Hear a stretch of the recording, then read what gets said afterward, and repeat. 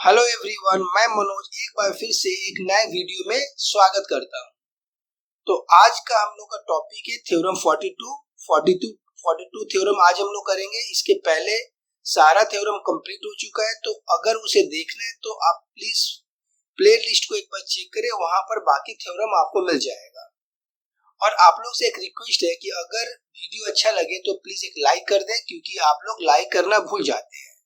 तो हम लोग बिना देर किए थ्योरम को स्टार्ट करते हैं। थ्योरम 42 बोल रहा है, if two circle touch each other, दो सर्कल एक दूसरे को टच कर रहा हो, then the point of contact, इन दोनों का पॉइंट ऑफ कांटेक्ट मींस, मैं यहाँ से पिक्चर से अगर बताऊं, एक छोटा सा सर्कल जिसका सेंटर बी है और यह एक बड़ा सा सर्कल जिसका सेंटर ए है, यह दोनों एक दूसरे को टच कर रहा है पी पॉइंट पर, right? Then the point of contact will lie on the line segment joining the two center. इन दोनों सेंटर को अगर मैं ज्वाइन करूं तो यह P जो है वह AB लाइन के ऊपर में रहेगा। मतलब मीन्स ये तीनों लाइन कोलिनियर होंगे। P पॉइंट, B पॉइंट और A पॉइंट एक ही लाइन पर मिलेंगे अगर मैं इन तीनों को, अगर मैं A और B को ज्वाइन करूं, राइट? तो हम लोग स्टार्ट करते हैं थ्योरम 42। तो यह है हम लोग का थ्योरम 42 का पिक्चर।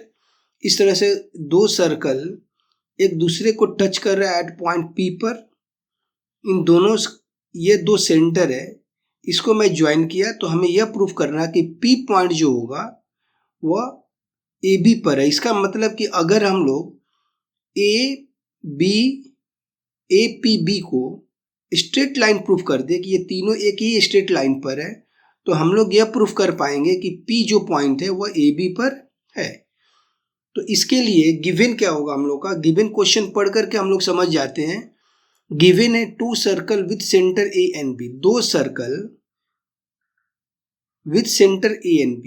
एक सर्कल है जिसका सेंटर A है और दूसरा का centre B, touch each other at the point P, एक दूसरे को टच कर रहा है एट द पॉइंट P। तो टू प्रूफ में P lies on the straight line AB। तो हमें क्या प्रूफ करना है कि P जो है AB स्ट्रेट लाइन पर है या APB कोलिनियर है। हम लोग कुछ भी यहां पर लिख सकते हैं। कंस्ट्रक्शन में क्या होगा, AP and BP are join. हम लोग AP और BP को ज्वाइन करेंगे। तो अब हम लोग को यह प्रूफ करना है कि P जो है वह AB लाइन पर स्थित है, AP लाइन पर ही है। तो स्टार्ट करते हैं हम लोग प्रूफ में ध्यान से देखें कि यह जो AP है यह रेडियस है और ST टैंजेंट है।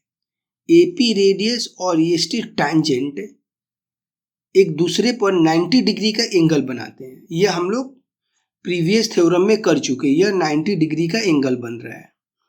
उसी तरह से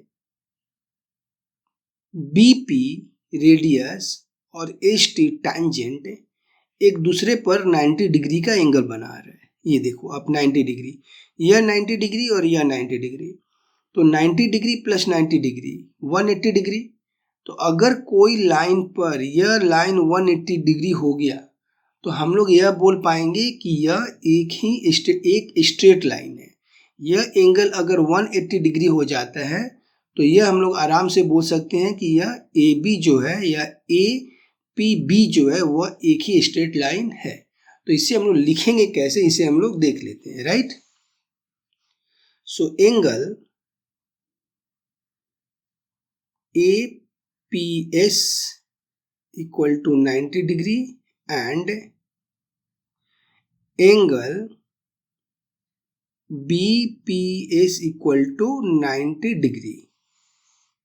APS equal to यह 90 डिग्री और BPS equal to 90 degree. Reason भी इसको हम लोग को लिख लेना होगा। रीजन क्या है, ब्रैकेट में लिख दूं, radius through the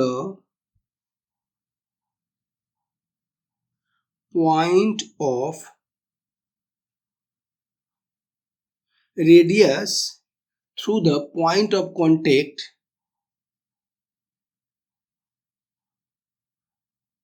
is perpendicular